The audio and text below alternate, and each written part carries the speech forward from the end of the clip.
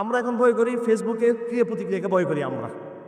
হ্যাঁ, ফেসবুকে কোন দিক ক্রিয়া চলে, অ্যাকশন রিয়াকশন, এগুলো পাত্তাও দিবেন না। আপনি আপনি দেখবেন আপনি হকের উপর আছেন কিনা, এটা দেখবেন আপনি। আপনি ফেসবুক কোনো কিছু লেখার সময় কোনোভাবে শিরিকে যুক্ত হবেন না।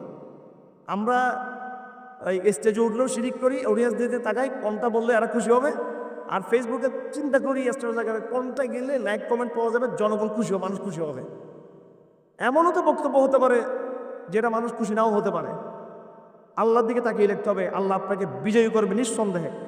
আর যারা আমরা তাল মিলাতে চাই, আমরা কিন্তু অ্যাক্টিভিজম দিয়ে বেশি দিন টিকতে পারবো না। আমরা এটা আমাদের ইমানকে অফলাইনে আরও মজবুত করতে হবে আমাদেরকে।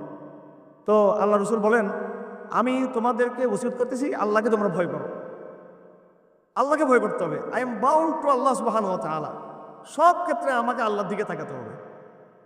আমাদের কিছু মডারেট ভাইরা মনে করে ওরা একটু হাবাগু বটে, এরা বুদ্ধিশুদ্ধি কম, জিও পলিটিক্যাল কিতাব বই কম পড়ে। আমি গত 2 মাসে কমপক্ষে 200 বই কিনছি, আমি 2 থেকে 250 বই এই জিও পলিটিক্সের উপর আর সংস্কৃতির উপর বাংলাদেশের। এগুলো হাদিসের কিতাবও না, এগুলো সুন্নাহর কিতাব না, সবগুলো এই বিষয়বস্তুর কিতাব। এখন কি কারণে আমরা সত্য কথা বলি, আবেগ থেকে বলি তা না, বিবেক থেকে বলি। কারণ আমরা এক চোখে দেখি আমেরিকা, ভারত এবং তাদের দূষরদেরকে দেখি, এরা এইভাবে আমাদেরকে গণটি বিসর্জন তৈরি, এটা দেখতেছি আমরা স্পষ্টভাবে। আরেক চোখে দেখি আল্লাহ আমার দিকে তাকিয়ে আছে, তখন আল্লাহর দিকে তাকিয়ে আমরা সত্য কথা বলে ফেলি আমরা। এটাই হচ্ছে আমাদের ইথিক্স, এটাই বাস্তবতা আমাদের ব্যাপারে। এটা ভাইয়েরা মনে করতেছে, আমাদের কিছু মডারেট ভাইয়েরা মনে করতেছে যে ওনারা সব কৌশল ওনারাই বুঝে, আর এই লোকগুলো আবেগপ্রবণ। ওটাও সেটা না। আপনাদের যে চক্ষু রয়েছে তার চেয়ে আরও যে পলিটিক্যাল যে দৃষ্টি আমাদের, সেটা আরও গভীর আলহামদুলিল্লাহ। আমরা জানি আমাদের শত্রু কত ভয়ঙ্কর। আমি নিজে তো আই ওয়াজ আন্ডার রিমান্ড।